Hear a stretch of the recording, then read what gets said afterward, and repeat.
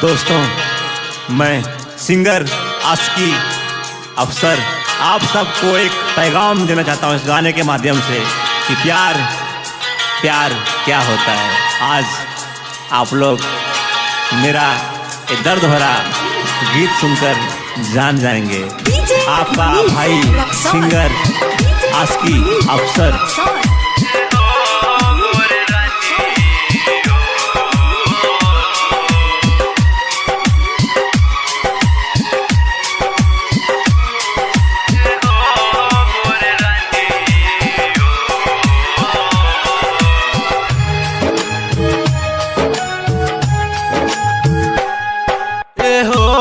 मोर रानी हो, ए हो मोर रानी, सुनो दिल जानी, तोहरा प्यार में पागल बानी। रोज सपना में तू आवेलू, तड़पा के रानी चली जालू। रोज सपना में तू आवेलू, तड़पा के रानी चली जालू। लगे चौनो से सुनर हो,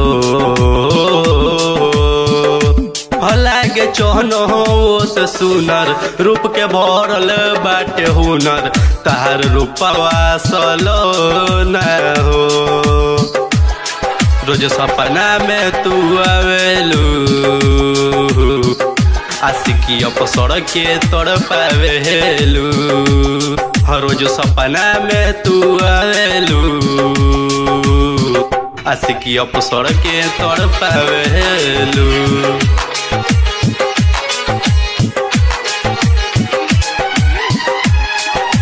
तोहरा प्यार में भइनी पागल हम, तोहरे पर मनवा लागल हो।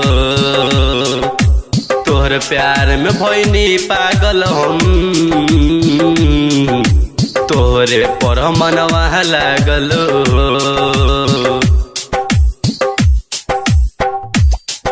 कब होई मन के आस पूरी,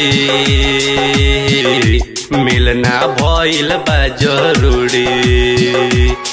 कब होई मन के आस पूरी, मिलना भइल बा जरूरी। चलिया दिल जानी हो, लिखी प्यार की कहानी हो। आवेला बरो आई हो, तोहर याद बहुत तड़पाई हो। आवेला बरो आई हो।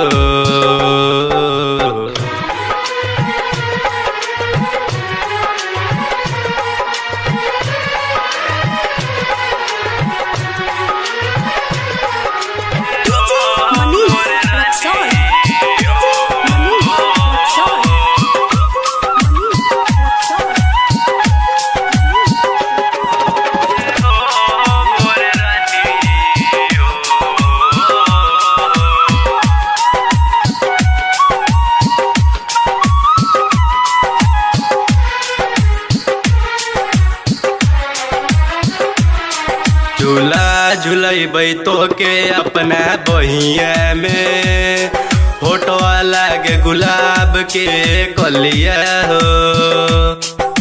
झूला झूलैबै तो के अपना बहिया में, होठवा लागे गुलाब के किरनिया हो। जब हमरा से तू मिलबू रात चौदनिया में, आशिकी अफसर के रहलू तू रानी हो। मुन्ना सिंह के चल गइलू जिंदगानी हो। आशिकी अफसर के तू रहलू रानी हो। खत्म कर तानी हम ई कहानी हो।